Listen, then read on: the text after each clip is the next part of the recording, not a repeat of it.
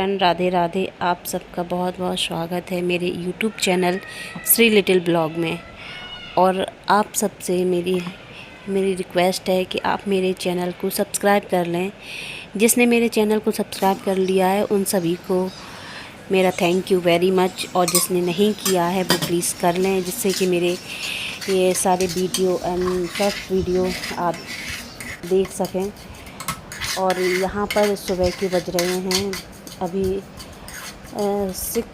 6 o'clock हो रहे हैं, मे बी समथिंग कुछ यही टाइम होगा।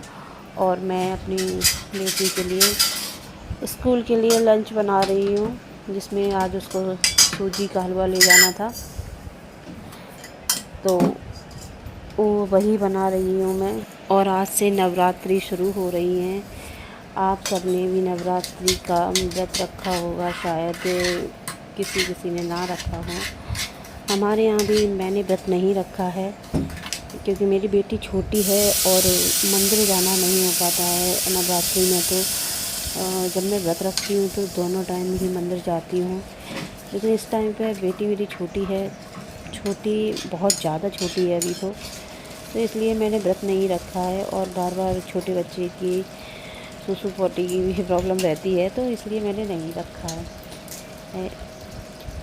मम्मी ने रखा है, तो घर में देवी माता का पूजन हवन तो हो ही रहा है। वैसे घर में किसी न किसी को एक जन को तो रखना ही चाहिए, ऐसा मम्मी बोलती हैं, तो इसलिए उन्होंने रखा है। मैं रखती हूँ तो 9 दिन का ही रखती हूँ, लेकिन लास्ट टाइम भी मैंने नहीं रखा था और इस बार भी मैंने नहीं रखा है। शायद मैं अगली बार रख पाऊँ, माता रानी की कृपा होगी तो।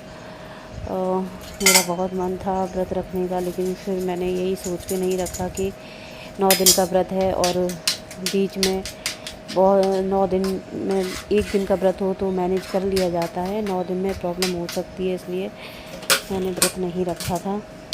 और माता रानी की कृपा सभी लोगों पर बनी रहे।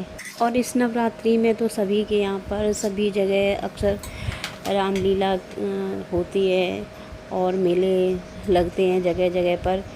आप लोग भी जाते होंगे। मैं भी बचपन में राम बारात देखने जाती थी, लेकिन अब तो काफ़ी टाइम हो गया जब से मैंने राम बारात देखी ही नहीं है।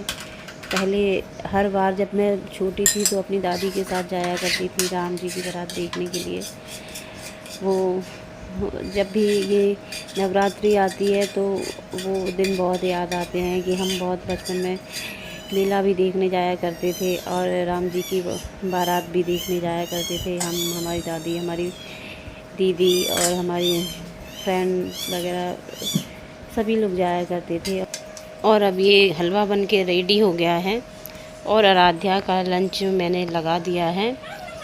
और उसका एग्ज़ाम है तो वो यही ले जाती है थोड़ा सा हल्का कुछ, क्योंकि एग्ज़ाम में वो जल्दी स्कूल से वापस आ जाती है, तो वो थोड़ा कुछ लंच में ले जाती है। बच्चे एग्ज़ाम के बाद में थोड़ा खाते हैं, मस्ती करते हैं, तो इसलिए कुछ भी अभी विदाउट मेनू ले जाते हैं। अभी तो कुछ भी उनकी मर्ज़ी का, कभी कभी ज़रूरी नहीं कोई हेल्दी फूड ही, क्योंकि अभी स्कूल का कोई उसमें रोल नहीं है लंच में, और स्कूल में बच्चे करते भी नहीं हैं। बच्चे रास्ते में अपने फ्रेंड वगैरह के साथ में ही अभी लंच एक दूसरे से शेयर करते हैं और खाते हैं।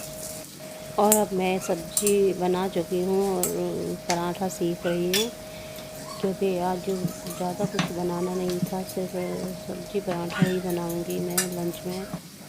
और मैं जल्दी जल्दी से बना रही हूँ, क्योंकि मुझे ऐसा लग रहा है कि कहीं श्री ना जग जाए।